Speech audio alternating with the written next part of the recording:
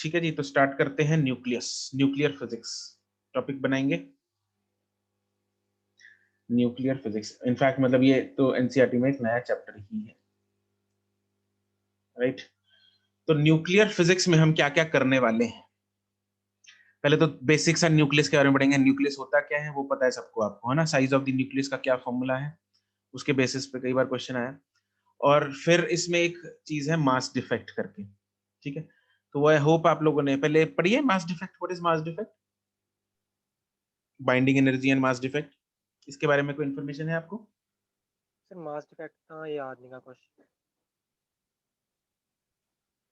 नहीं sir mass defect का तो कुछ याद नहीं का भी है, तो कुछ कीता नहीं का शायद। शायद, अच्छा ठीक है, कोई बात नहीं। मास डिफेक्ट हम डिटेल में करेंगे, कोई दिक्कत नहीं है। बाइंडिंग एनर्जी करेंगे, मास डिफेक्ट से रिलेटेड होता है। तो इन सब चीजों की चर्चा आज हम करने वाले हैं, ठीक है। तो लेट्स सी कि पढ़ा नहीं सर, वैसे पता है, ओके, बट किया नहीं, ओके। क्या क्या पता है अर्षित मास डिफेक्ट के बारे में? सर शायद ये होता है कि अगर न्यूक्लियर कोई रिएक्शन होती है तो मास डिके होके एनर्जी में कन्वर्ट हो जाता है। Yes, you are almost correct actually. In fact मतलब जब न्यूक्लियस बनता है, जब कोई एलिमेंट भी है उसका भी न्यूक्लियस जब बनता है, तो क्योंकि न्यूक्लियस हमें पता है कि न्यूक्लियस बनने के लिए, क्योंकि न्यूक्लियस के अंदर we have proton proton, right, जिसकी इलेक्ट्रोस्टैटिक के हिसाब से तो काफी रिपल्शन होनी चाहिए, बट न्यूक्लियर फोर्स उसको डोमिनेट कर देती है। वो कहाँ से आती है? वो एक्चुअली एनर्जी रिलीज करता है जब भी कोई न्यूक्लियस बनता है, हाँ कि नहीं? Yes sir. एनर्जी जब भी कोई बॉडी रिलीज करेगी, कोई भी चीज अगर एनर्जी रिलीज करेगी, तो दैट मीन्स उस बॉडी की एनर्जी कम हो जाएगी पहले से। Yes sir. और जब किसी बॉडी की एनर्जी कम हो जाती है, वो स्टेबिलिटी की तरफ जाता है, अनस्टेबिलिटी की तरफ जाता है? स्टेबिलिटी की तरफ जाता है, ठीक है। तो यही सारी इसमें बेसिक जो क्रक्स है वो यही है कि जब न्यूक्लियस बनता है तो उसके अंदर जो भी सम ऑफ रिएक्टेंट्स बोल लो इसको, टाइप्स ऑफ, जैसे सब किसका सम करेंगे अगर हम प्रोटॉन्स के मासेस का सम करें, न्यूट्रॉन्स के मासेस का सम करें, है ना। और फाइनल प्रोडक्ट का अगर मैं मास देखूं, मतलब न्यूक्लियस का अगर मास देखूं, तो दोनों में थोड़ा सा स्लाइटली सा डिफरेंस होता है। जो फाइनल प्रोडक्ट है, मतलब जो फाइनल अपना प्रोडक्ट क्या है अपने केस में यहाँ पे न्यूक्लियस, तो उसका जो मास है वो थोड़ा सा क्या होगा, कम होगा, ज्यादा होगा? कम होगा कम होगा, फाइनल। ठीक है। वो कम, थोड़ा सा जो मास है वो कम है, वो किसकी फॉर्म में निकल गया? इक्वल टू mc स्क्वायर से जो रिलेशन आता है, इक्वल टू mc स्क्वायर, मतलब mass has been converted into energy. तो सिस्टम की जो एनर्जी है वो रिलीज हो गई और सिस्टम स्टेबल हो गया पहले से, राइट। तो ये सारी कहानी के बारे में आज पढ़ने वाले हैं। Let's start. सबसे पहला चीज हम करेंगे nucleus.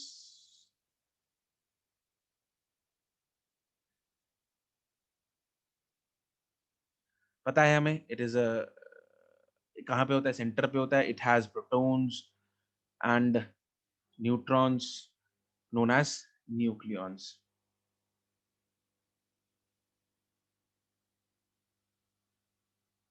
Centre of the atom having nucleons. Nucleons का मतलब protons and neutrons.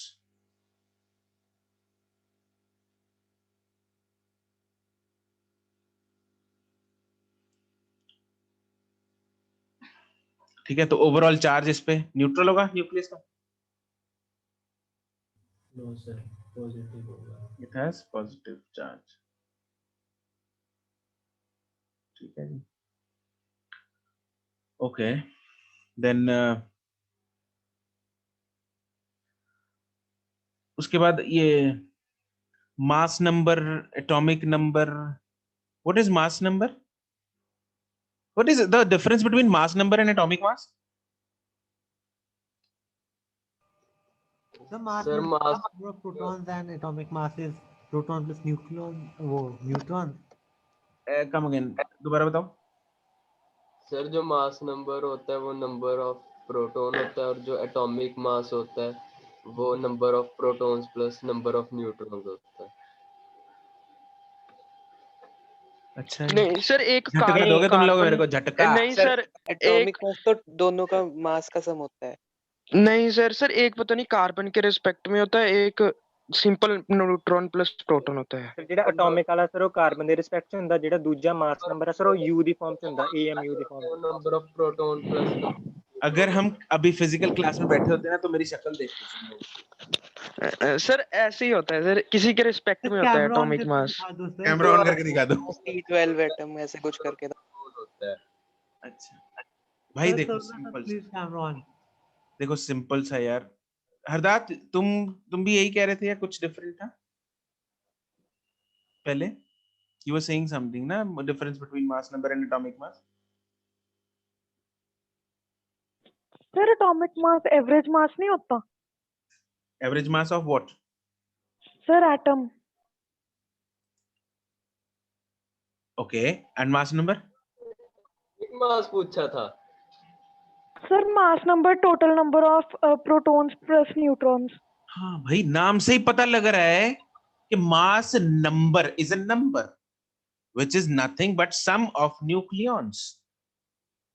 That is the number of neutrons and protons present inside the nucleus, that is mass number. But atomic mass is mass of an atom. अब mass of an atom में मतलब अगर electrons का मास साथ में लेना ले लो, otherwise neglect भी कर दोगे तब भी कोई चक्कर नहीं। Atomic mass is what? It is the mass of, total mass of electrons plus neutrons plus protons. वो मासेस का सम है atomic mass, and mass number is number of ये न्यूट्रॉन्स प्लस प्रोटॉन्स। बेसिक सा डिफरेंस है यार। तुम लोग कहां की कहां ले गए कहानी मेरे को, तुम लोग हैं भाई? अर्षित सर, मुझे आप लगा कि आप एटॉमिक नंबर पूछ रहे हो। Atomic number and mass number में क्या डिफरेंस पूछूंगा यार मैं तुमसे? पता ही है। एटॉमिक नंबर तो शायद सर नंबर ऑफ प्रोटॉन्स ही होते हैं अकेले, और mass number number of proton plus number of neutron होते हैं। मास नंबर क्या होता है? Mass number is number of protons plus number of neutrons. Symbol होता है इसका ए।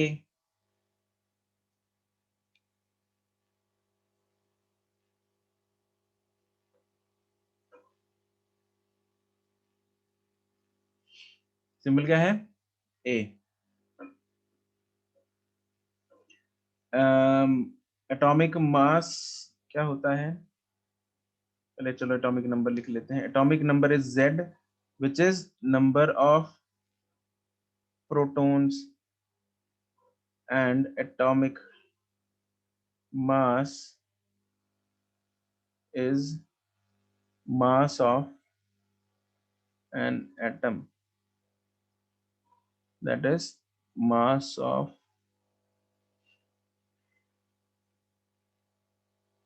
protons plus neutrons plus electrons.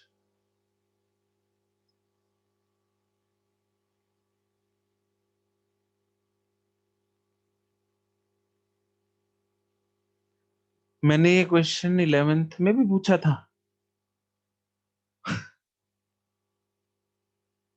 अच्छा, उस टाइम भी गलत बताया था। तुम लोग नहीं सुधरोगे हैं? अच्छा, ओके। तो ये तो बेसिक सी चीज थी जो एक्सपेक्टेड कि तुम लोग को पता है, बट चलो इन एनी केस ओके। वो तो पता होगा आइसोटोप्स क्या होते हैं, आइसोबार्स क्या होते हैं, आइसोटोन्स क्या होते हैं? Yes sir. आइसोटोप्स क्या होते हैं? Yes sir. अच्छा एक सेकेंड, उससे पहले how do we represent an atom? क्या यार, मैं बेसिक केमिस्ट्री पढ़ा रहा हूँ, मेरे को लज्जा आ रही है। चलो कोई बात नहीं। कैसे रिप्रेजेंट करते हैं? Z नीचे होता है, A नीचे होता है? सर जेड नीचे होता है, ए ऊपर होता है। नीचे होता है, ए ऊपर होता ऐसे ही होता है ना? हाँ जी, हाँ जी। चलो ठीक है, अच्छी बात है, याद है, शुक्र है। ओके, आइसोटोप क्या होते हैं? Sir same atomic number different mass number. Same atomic number and different mass number, correct. Same Z, different A। Example? Hydrogen के Sir, C12 and C6. Protium, deuterium, tritium. C12 and C14. हाँ, chlorine के भी 2 होते हैं। 1H1, 1H2, 1H3,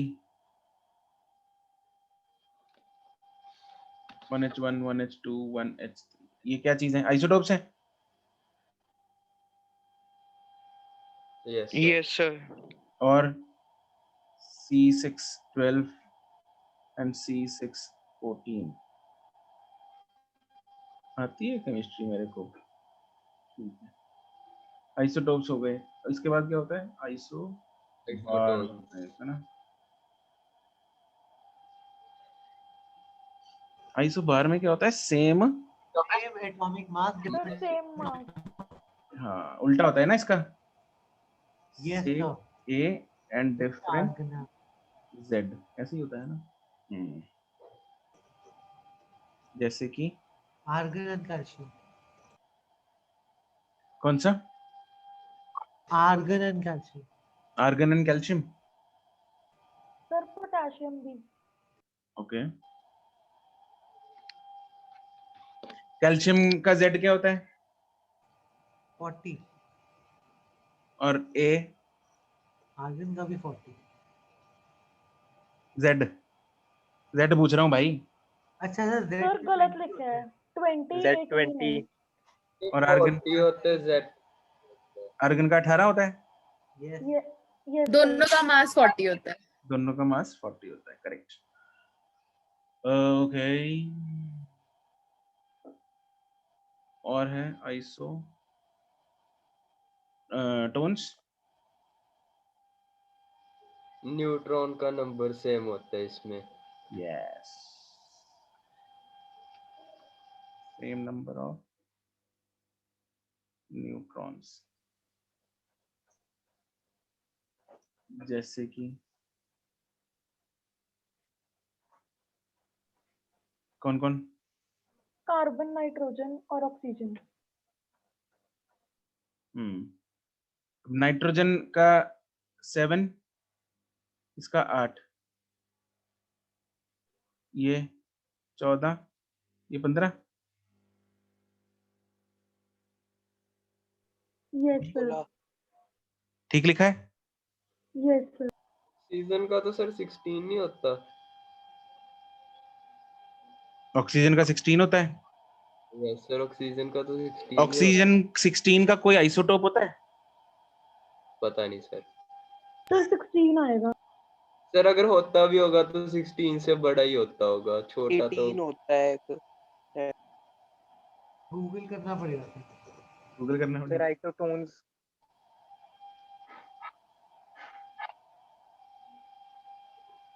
nitrogen का 15 होता है, इसका 16 होता है। Yes sir. ये ठीक है ना? ओके, चलो। आइसोटोन की स्पेलिंग गलत है, मेरे को लगता है ये होते हैं। अच्छा, एक फॉर्मूला है साइज ऑफ द न्यूक्लियस का।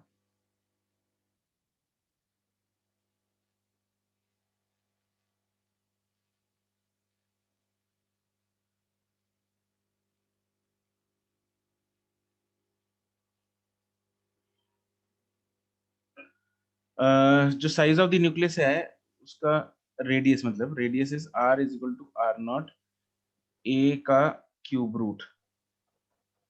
ये फॉर्मूला ना जरा याद कर लो, क्वेश्चन आ रहा है एक बार इस पर।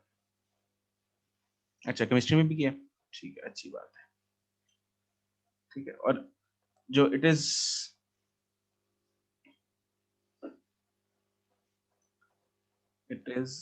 Of the order of 10 raised to power minus 15 meter. 10 raised to power minus 15 is Fermi. correct.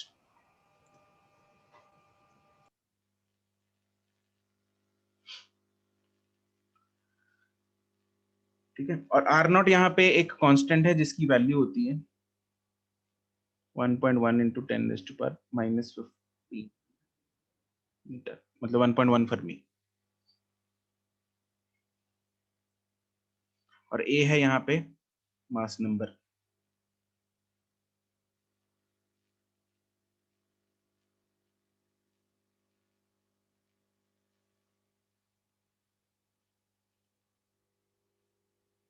अब इससे डेंसिटी निकालते हैं।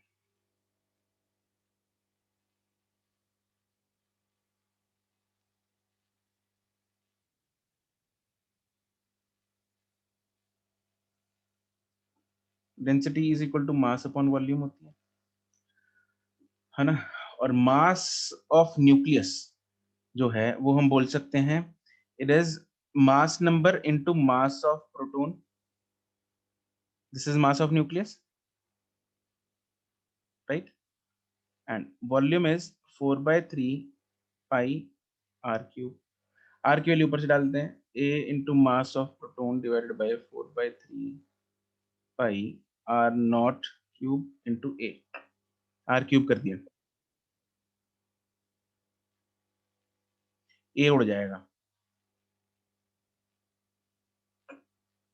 That means can see this की डेंसिटी जो है that is 3/4 mass of proton divided by pi R not का cube. It is independent of mass number, it is independent mass of number, this is constant and this is in fact damn high। इसकी जो value है that is approximately 10⁻17 की range में आती है, approximately 10⁻17 kg per meter cube approx। भाई बहुत ज्यादा है, मतलब मर जाएंगे अंदर, घुट जाएंगे, घुट नहीं जाते ये लोग अंदर। न्यूट्रॉन और ये प्रोटॉन बचा रहे, कितनी हाई डेंसिटी है, राइट। तो this is independent of mass number actually।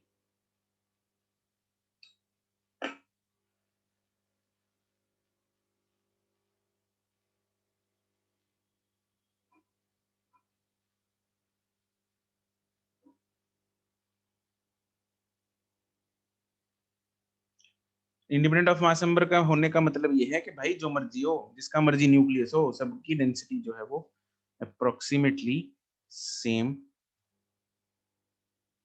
होती है, ठीक है। चलो, ये तो था बेसिक न्यूक्लियस के बारे में, जिसमें कोई खास नया नहीं था। अब हम पढ़ेंगे भाई मास डिफेक्ट के बारे में और मास डिफेक्ट से रिलेटेड एनर्जीज के बारे में और उसकी कैलकुलेशन कैसे करनी है, इन सब चीजों की चर्चा करते हैं, ठीक है। नेक्स्ट टॉपिक बनाओ मास डिफेक्ट।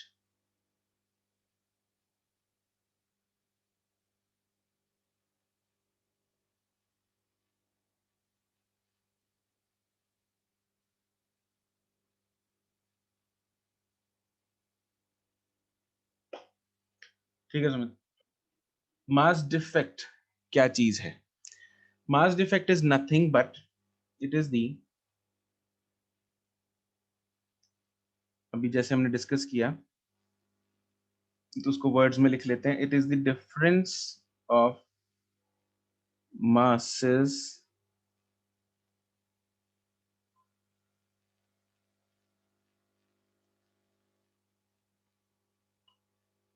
of the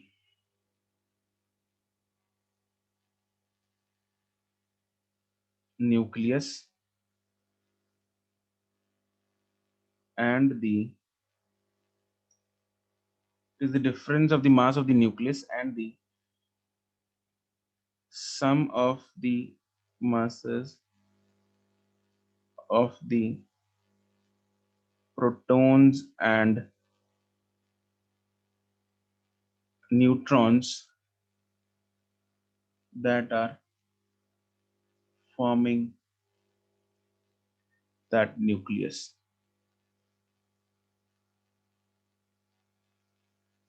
ठीक है, मतलब ये सपोज प्रोटॉन्स हैं, ये न्यूट्रॉन्स हैं,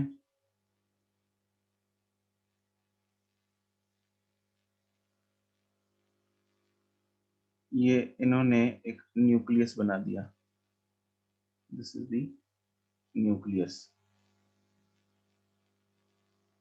this is let's say neutrons and ये प्रोटॉन्स।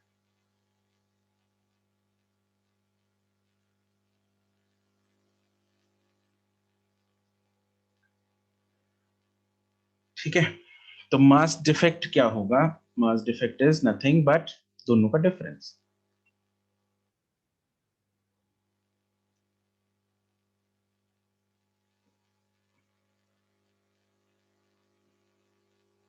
लेट्स से इसका मास है total mass of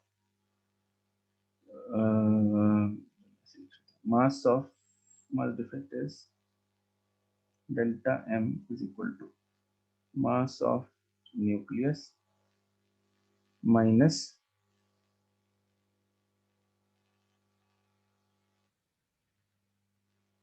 mass of protons plus neutrons। अब कितने कितने होते हैं? अब मास ऑफ न्यूक्लियस हम कैसे निकालेंगे? देखो, मास ऑफ न्यूक्लियस हम बोल सकते हैं mass of atom minus mass of electrons, हाँ कि ना? This is mass of nucleus.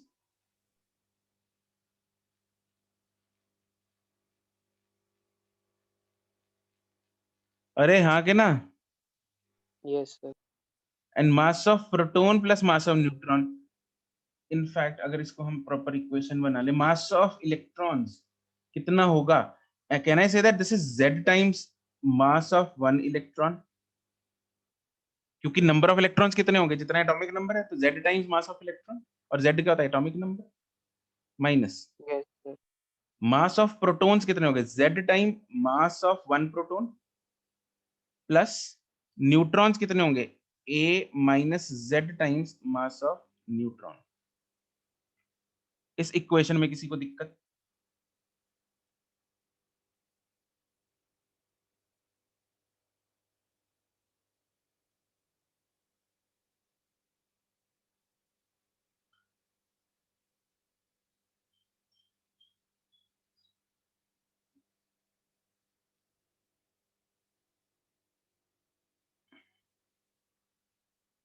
ठीक है, तो ये अपने पास इन वेरिएबल्स का मतलब है। तो mass of one electron, mass of one proton and one mass of one neutron. ठीक है, this is the mass defect. अब हम क्या करते हैं, एक्चुअली में मास ऑफ इलेक्ट्रॉन्स जो है वो बहुत कम होता है, mass of electron is negligible. ठीक है, since mass of electrons is very small, so it can be neglected।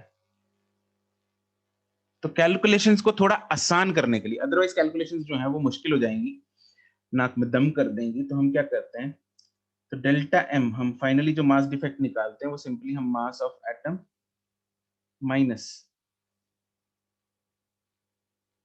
z times mass of proton plus a minus z times mass of neutron, ये finally equation लगा के हम mass defect निकालते हैं।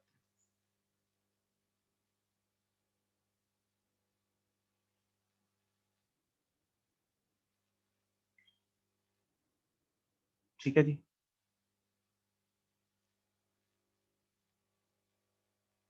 अब mass defect पता लग गया हमें कैसे निकालना है, कितना होता है, कैसे निकालेंगे, हमें किसी इक्वेशन में डेटा हमारे पास होगा, वहां से मास डिफेक्ट निकाल लेंगे।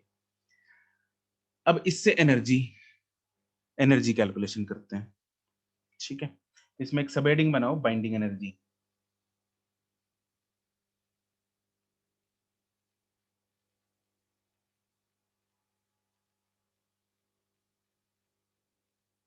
बाइंडिंग एनर्जी क्या चीज है? अरे भाई, इस मास डिफेक्ट की वजह से जो एनर्जी रिलीज हुई वो उसको बाइंड करने में काम आ रही है, उसको बाइंडिंग एनर्जी बोलते हैं। the energy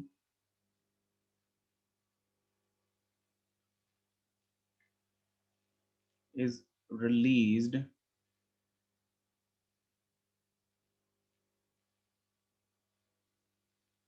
during nucleus formation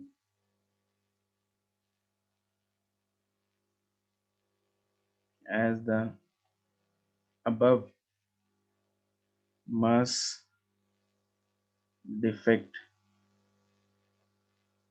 gets converted into energy.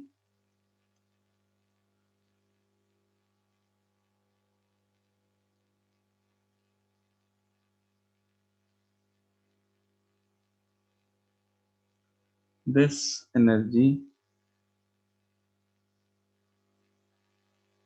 which is used to bind the nucleus,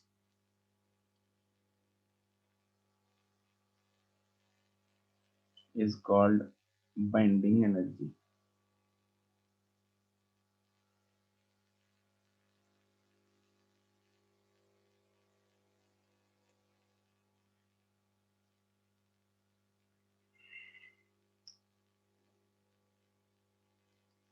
तो बाइंडिंग एनर्जी की कैलकुलेशन क्या होगी?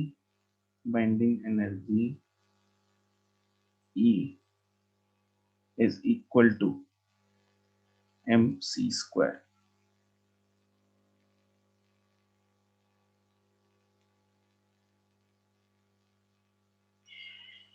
m हमें पता है, this is mass defect, and c क्या चीज है? speed of light.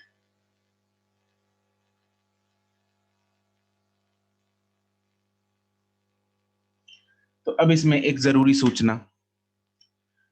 सूचना यह है कि अगर हम मास डिफेक्ट की वैल्यू केजीज में लेंगे, किस में लेंगे? केजीज में लेंगे, तो जो बाइंडिंग एनर्जी, और सी की वैल्यू मीटर पर सेकंड में लेंगे ऑब्वियसली, तो जो बाइंडिंग एनर्जी है वो कौन सी यूनिट में आएगी?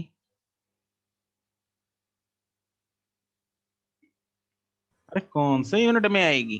Metre per second square, KG metre square per second square, and that is joule, right? Yes, kg meter square per second square is joule, ml square t minus 2, right? ये energy की dimension है, ठीक है? This is binding energy, तो इसकी value आ जाएगी joule में. तो इफ मास डिफेक्ट, इसको better you use delta M, थोड़ा कोरिलेट करना सही है.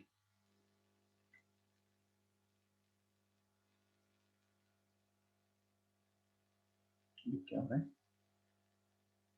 हाँ, if mass defect is used in kg, c in meter per second square, then binding energy is in joule.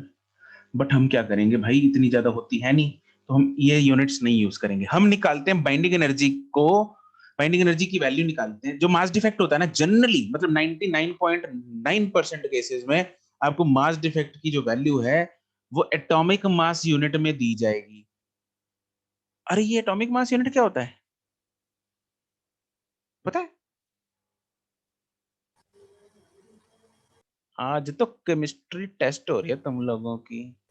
What is atomic mass unit? 1/12 of mass of carbon. 1/12 of the mass of the carbon. Correct. और इसकी value कितनी होती है? What is the value of atomic mass unit?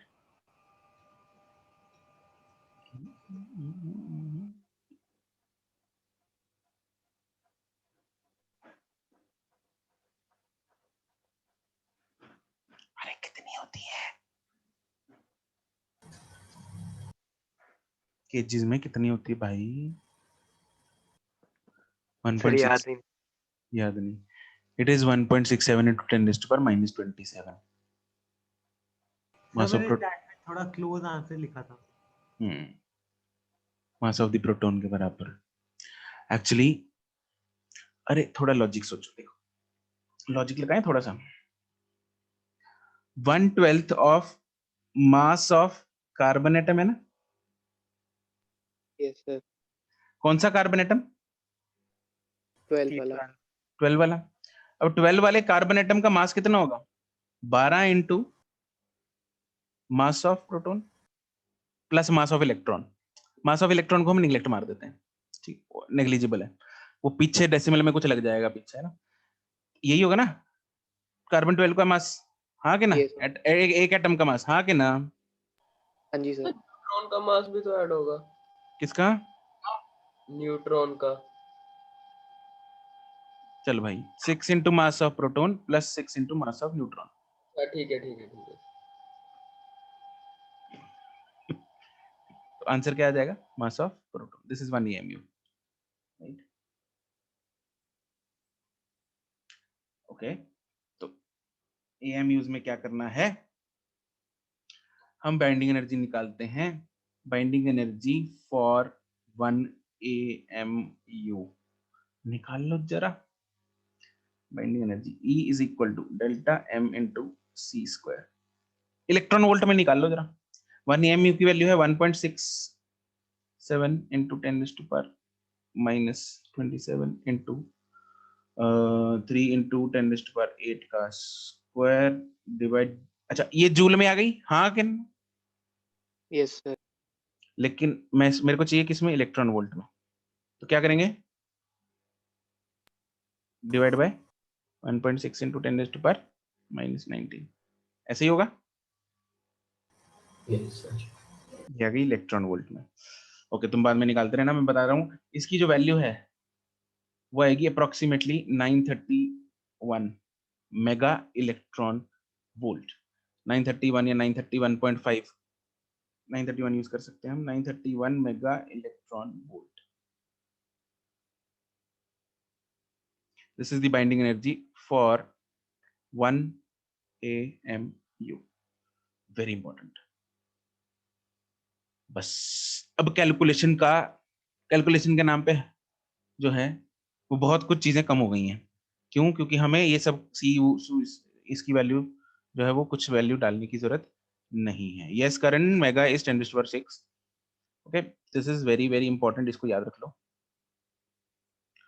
याद रखना है mega electron volt एक AMU के लिए 931 है। अब क्वेश्चन में तुम लोग डेल्टा M निकाल लोगे, AMU में जितना भी AMU होगा इससे मल्टीप्लाई कर देना।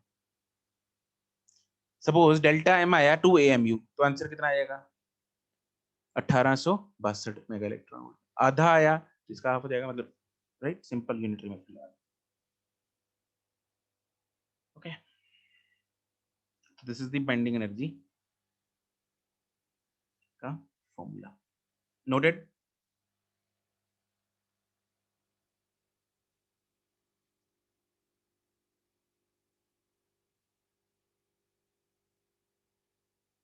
अब इसके बाद एक चीज होती है बाइंडिंग एनर्जी। क्या हुआ? कौन था? पता है, ये तो चार्ट लग रही थी। है?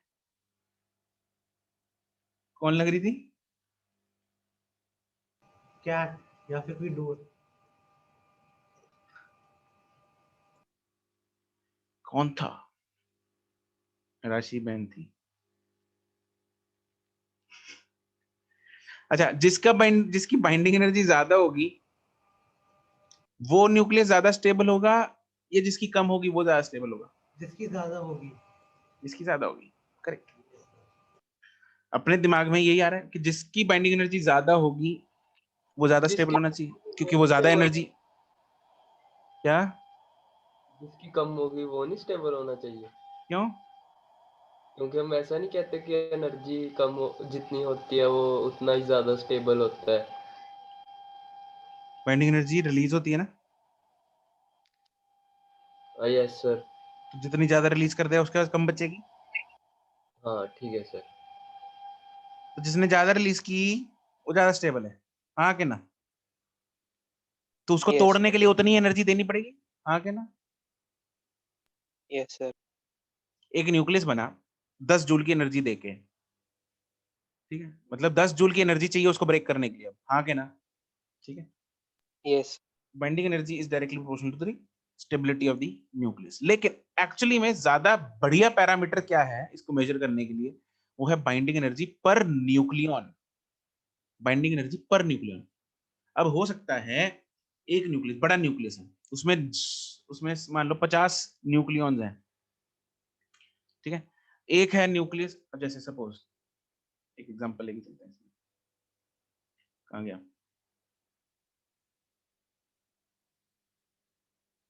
मान लो मेरे पास 2 न्यूक्लियस हैं, एक की बाइंडिंग एनर्जी है 100,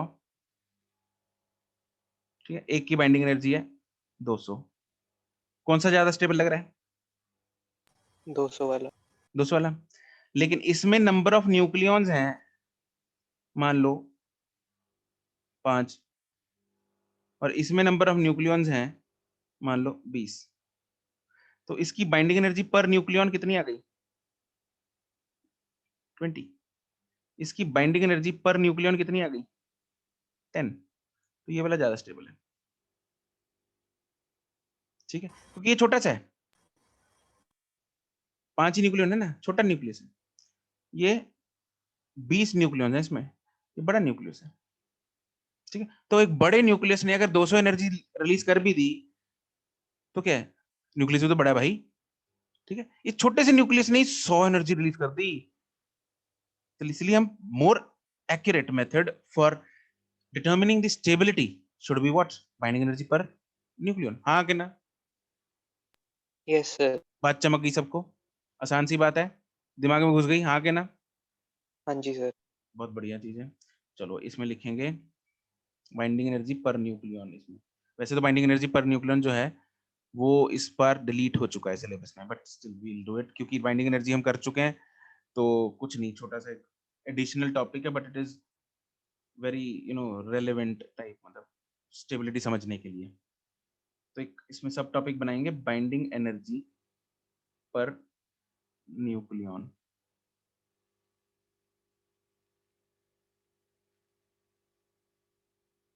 it is nothing but binding energy divided by number of nucleons होता है मास नंबर, ठीक है ना। तो क्या है इसमें, higher the binding energy per nucleon, higher is the stability of that nucleus।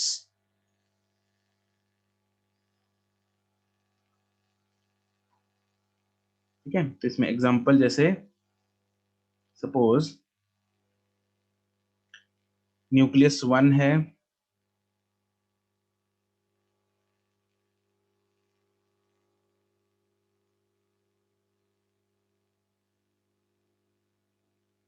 And nucleus 2 है, इसकी बाइंडिंग एनर्जी है 100, इसकी बाइंडिंग एनर्जी है 200।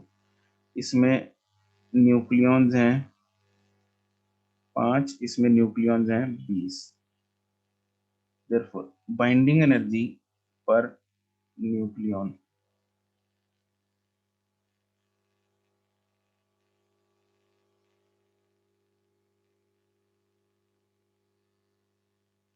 इसमें आ जाएगी 20 और इसमें आ जाएगी 10। तो therefore nucleus 1 is more stable than nucleus 2।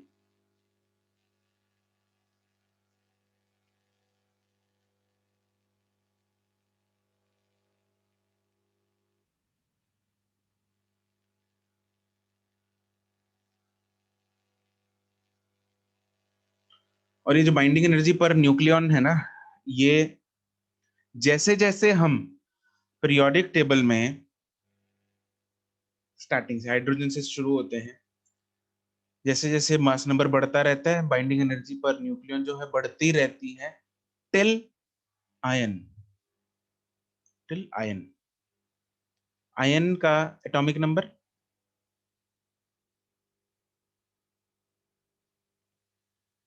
Ion का एटॉमिक नंबर 26, एंड एटॉमिक ये मास नंबर सर मास नहीं पता सर। 56, सर 56 कितने होते हैं? 56, राइट। तो this is the most stable nuclei, this is the most stable nucleus, right, क्योंकि इसकी बाइंडिंग एनर्जी पर न्यूक्लियन सबसे ज्यादा है, राइट। तो इसका जो ग्राफ है वो कुछ ऐसा बनता है।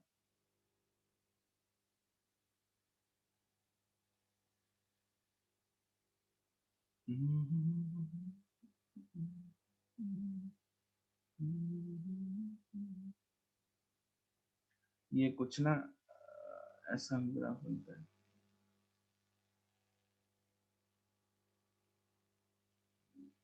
अप्रोक्सीमेटली ग्राफ कुछ ऐसा बनता है। तो यहाँ पे जो ये पीक आ रही है,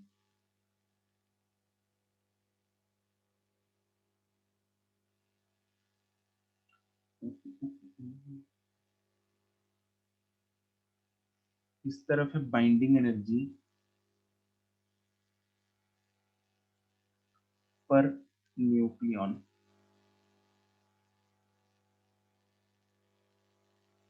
और इस तरफ है मास नंबर, और ये जो हाईएस्ट आई यहाँ पे है ion,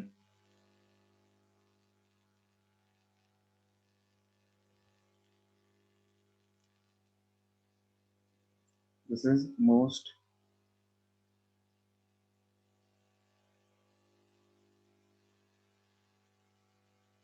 because highest most stable nucleus because highest binding energy per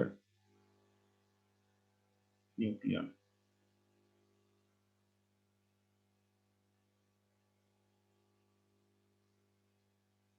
ठीक है, ओके।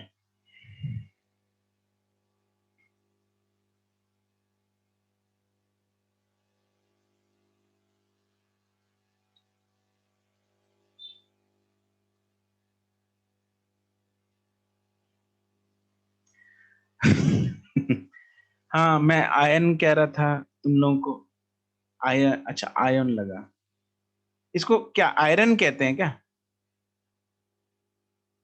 दिस इज आयरन या आयन?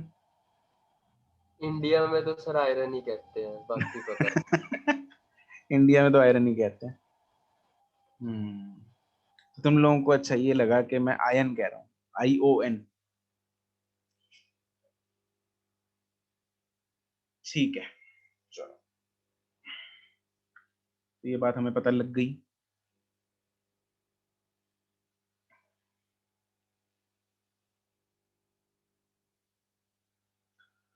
ओके,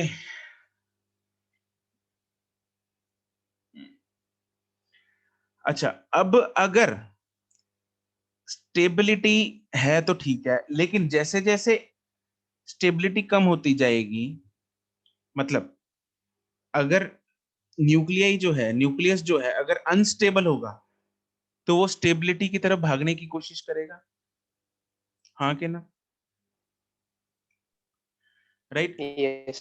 है ना? तो अगर बहुत बड़ा न्यूक्लियस होता है जैसे यूरेनियम टाइप्स, तो वो बहुत बड़ा न्यूक्लियस है, तो वो अनस्टेबल भी बहुत है, राइट? तो वो स्टेबिलिटी कैसे गेन करेगा? मतलब वो इस रीजन में फॉल करेगा ना, यहाँ इस रीजन में फॉल करता है, तो वो कैसे स्टेबिलिटी लाएगा? अपने आप को स्प्लिट करके। तो वो दो हिस्सों में टूट जाता है ताकि उसके जो न्यूक्लियस हैं वो इस रीजन में आए, इस रीजन में आ जाए, ठीक है? और वो टूट जाता है ना? और सर इस तो ये रिएक्शन, बनता ही कैसे है? और इस, हाँ, बनते क्या है, क्या बनते हैं, इस रिएक्शन को बोलते क्या है? नहीं, nuclear fission, fission. Nuclear fission. Fission, correct, this is nuclear fission. और यूरेनियम जो है वो टूटता है किसमें? बेरियम और क्रिप्टॉन में, क्रिप्टॉन। ठीक है? किस में टूटता है? बेरियम एंड क्रिप्टॉन में। जो बड़ा न्यूक्लियस है वो टूट के स्टेबल बनेगा, जो बहुत छोटा न्यूक्लियस है जैसे हाइड्रोजन हो गया, ठीक है, तो हाइड्रोजन के जो आइसोटोप्स हैं जैसे 1h2 ड्यूटेरियम जो आइसोटोप है उसका, वो अनस्टेबल है। वो स्टेबिलिटी कैसे गेन करेंगे? जुड़ के, राइट। और उस रिएक्शन को हम क्या बोलते हैं? फ्यूजन। फ्यूजन। क्या बोलते हैं? Fusion, right. नहीं, this is not radioactivity. Radioactivity different चीज होती है।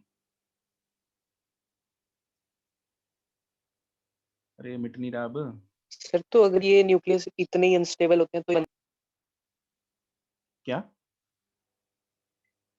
ये जो न्यूक्लियस होते हैं यूरेनियम वगैरह, ये अगर इतने ही अनस्टेबल है तो ये बनते कैसे हैं? बनते नहीं है एक्चुअली, ये ऐसा नहीं टूटता, पड़ा पड़ा नहीं टूटता। इसके ऊपर एक हम, have you studied about something about वो न्यूक्लियर बॉम्ब्स या फिर वो न्यूट्रॉन न्यूक्लियर नंबर रिएक्टर्स के बारे में पढ़ा है कुछ? करेंगे वैसे हम थोड़ा थोड़ा। एनर्जी पड़ती है तब टूटते हैं। मैंने भी थोड़ा सा करवाया था। मैं बताऊंगा, we will do that. Nuclear fission and fusion हम करेंगे, ठीक है। फिजन में ना इसके ऊपर हम न्यूट्रॉन को बम्बार्ड करवाते हैं, ठीक है। न्यूट्रॉन टकराता है तो वो और ज्यादा अनस्टेबल हो जाता है, इतना ज्यादा अनस्टेबल हो जाता है कि उसको टूटना ही पड़ता है, राइट। ऐसा नहीं टूटता वो, सिंपल पड़ा पड़ा, राइट। चलो इसमें 2 स्टार पॉइंट ये लिख लेते हैं हम। the nuclei which are unstable tend to become stable either by splitting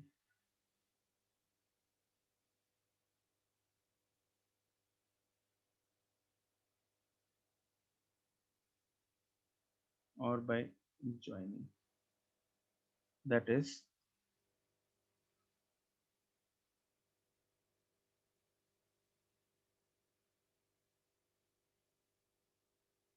large nuclei, मतलब big size nuclei जो है,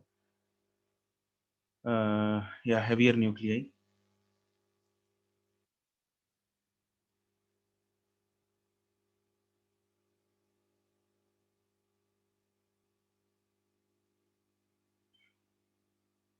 being unstable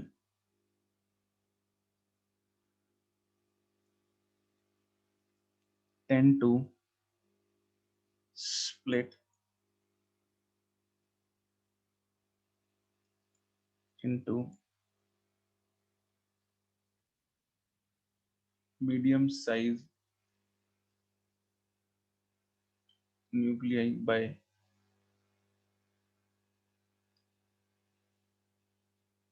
the process called fission.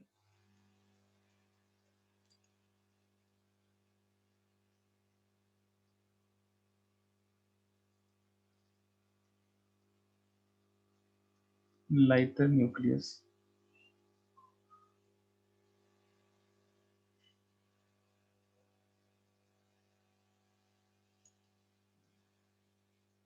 being unstable tend to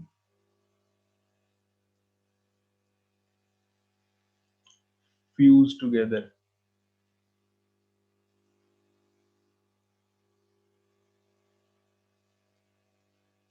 to become medium-sized nuclei by a process called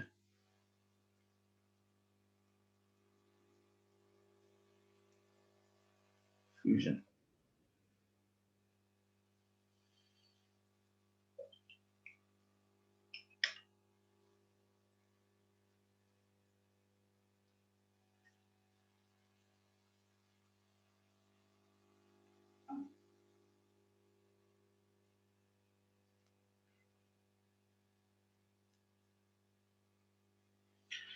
एक और होता है stability में,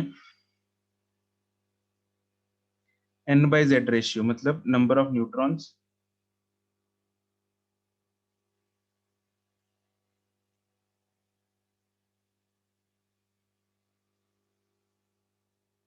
divided by number of protons. तो stability के लिए जो n/z रेशियो है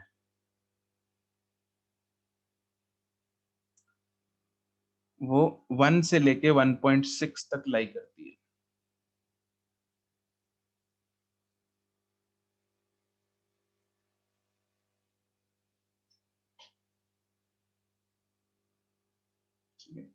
Just remember this value.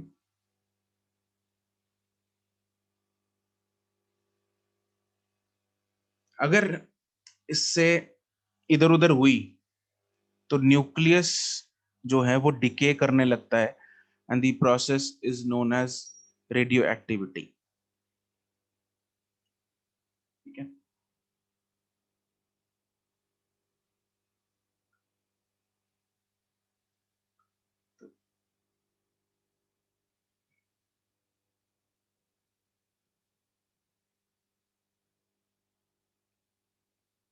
the nucleus becomes unstable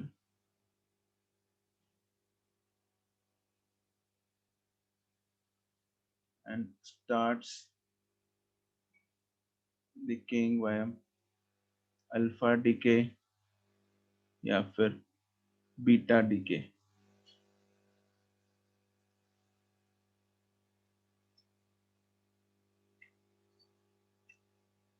to achieve stability।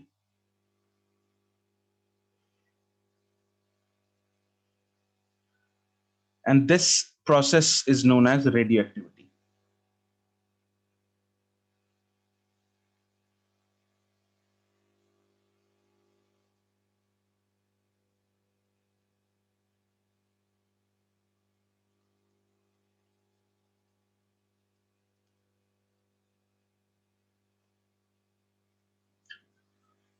ठीक है, एक्चुअली जो रेडियो एक्टिविटी प्रोसेस है ना दैट इज स्पॉन्टेनियस। स्पॉन्टेनियस का मतलब क्या होता है? इंग्लिश वर्ड है चलती है, क्या? अपने आप चलती है, अपने आप हो जाती है। जो रेडियो एक्टिविटी है ना वो अपने आप होती है, self occurring. Yes, it is self occurring, right, अपने आप होती है रेडियो एक्टिविटी। ये स्पॉन्टेनियस प्रोसेस। जो फ्यूजन एंड फ्यूजन है वो हमें कराने पड़ते हैं by providing some external energies या एक्सटर्नल वो लगा के, हमें सोर्सेस लगा के। ठीक है,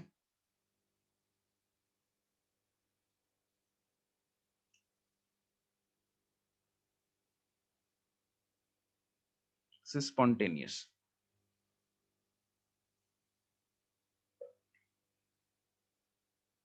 और fission and fusion जो है they are non-spontaneous। Can mention that।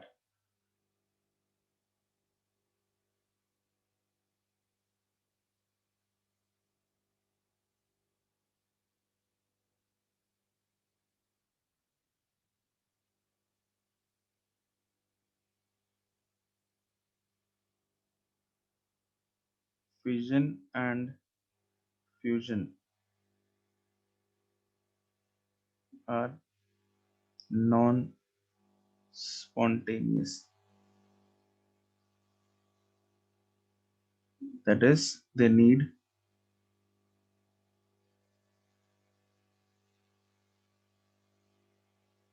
external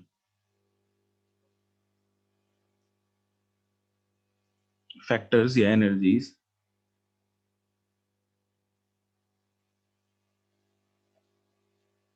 to occur।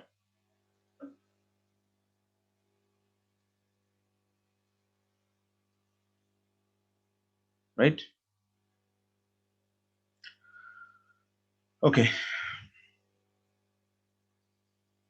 तो आज हम यहीं तक करते हैं। नेक्स्ट क्लास में we'll continue with fission and fusion and we'll do some numericals based on binding energy।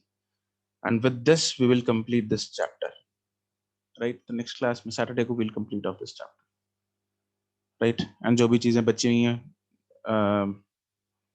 जो होमवर्क मिला था आज तक का, वो हम डिस्कस कर लेंगे सैटरडे।